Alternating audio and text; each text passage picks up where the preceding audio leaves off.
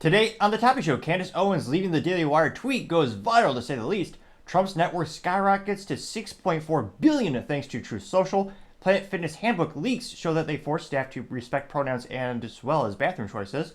Vivek on the Coliseum construction versus New York City permits gets roasted on X Twitter. California layoffs mount as the fast food minimum wage kicks in a few days. Lucid gets an additional $1 billion of investment from the Saudi government, and Fisker to be delisted from the New York Stock Exchange. All of that and much more on The Topping Show.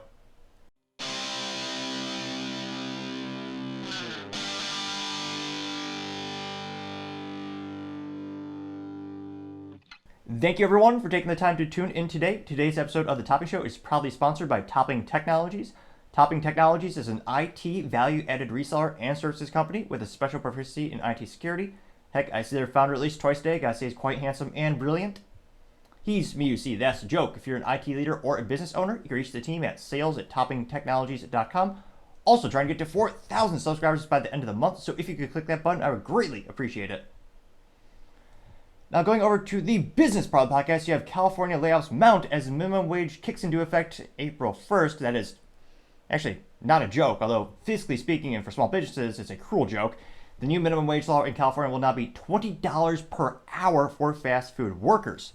Now, this is perhaps, if you think politicians are good or they're doing the right thing, true, I'm not sure if maybe you're inebriated by drinking Bud Light, but that aside, my wise man once said, the road to hell is paved with good intentions.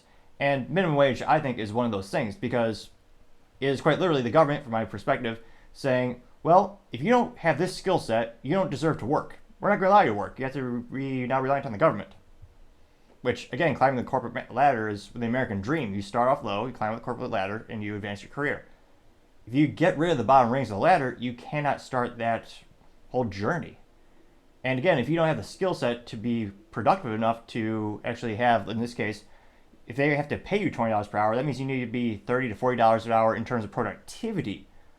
Because again, the corporation has to pay all the business, you have not only just the taxes, but also have, in many cases, you have health insurance, you have the local, if you're like a franchise, you have to deal with everything from heating, cooling, internet, to the lease agreement for the physical site.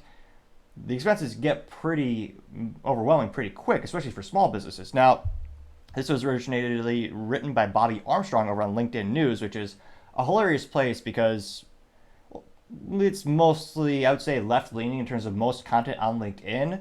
There are a couple of contrarian statements, splattered throughout the comments section. But when you look at every time they're trying to, especially the LinkedIn writers, when they have to, anytime there's a topic that's somewhat political, I have not seen a single right-leaning article or coverage on LinkedIn thus far. Now, again, this is from Bobby Armstrong, and they say that California fast food workers, or operators rather, are cutting costs ahead of the April 1st minimum wage hike that applies to employees of large chains.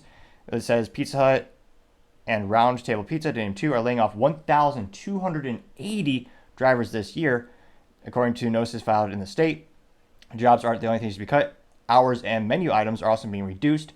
In order of 18 McDonald's locations is saying that he's, quote, leaving no stones unturned. One industry news site say 500,000 workers are due to receive a raise from $16 to $20 per hour or hourly, which, again, that's an astronomical increase to the cost of goods sold. And fast food is in this terrible position partially because the government caused inflation left and the right with their myriad of ineptitudes. But fast food, the whole purpose and the benefit used to be is fast, cheap, and convenient. Perhaps one or two of those are redundant, but nevertheless, we've seen, thanks to, in part, inflation and also the cost of goods sold in terms of actual human labor involved, it's now prohibitively expensive to get any fast food. It's ridiculously overpriced. Truth be told, I don't think I've actually bought fast food since middle school, in terms of my anecdotal experience. But these companies are going to be closing down because, again, there's only so many levers you can pull. And I can't but think, and they're going to struggle. And there will be a price point in which consumers will no longer pay, what is this, Pizza Hut? They're not going to pay $50, $100 for a pizza. At a certain point, fiscal common sense kicks in and you'll just make your own food at home. Or if you're like me, you've been doing that for decades. So it'll be interesting to see, half the comments are people saying, oh, this is going to be great for the workers, increasing the minimum wage by 25%. What a great thing.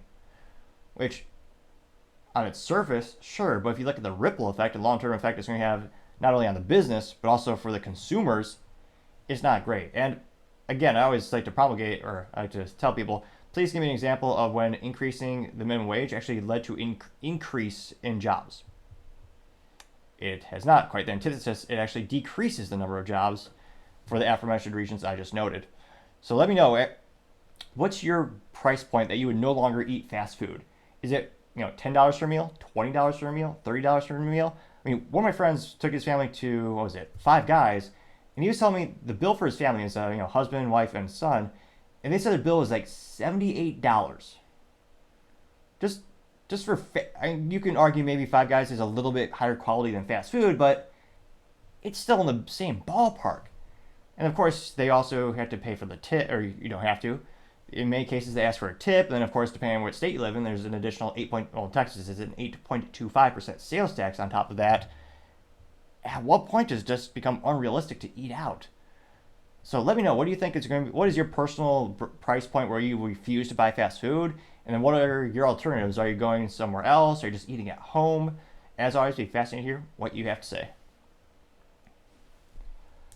Thank you everyone for taking the time to tune in today. Again, I'm trying to get to 4,000 subscribers by the end of the month. So if you can click that button, I would greatly appreciate it. Also, leave me a thumbs up, thumbs down, or comment. It's a great way to give me some additional feedback, letting me know how I can make the show better and better.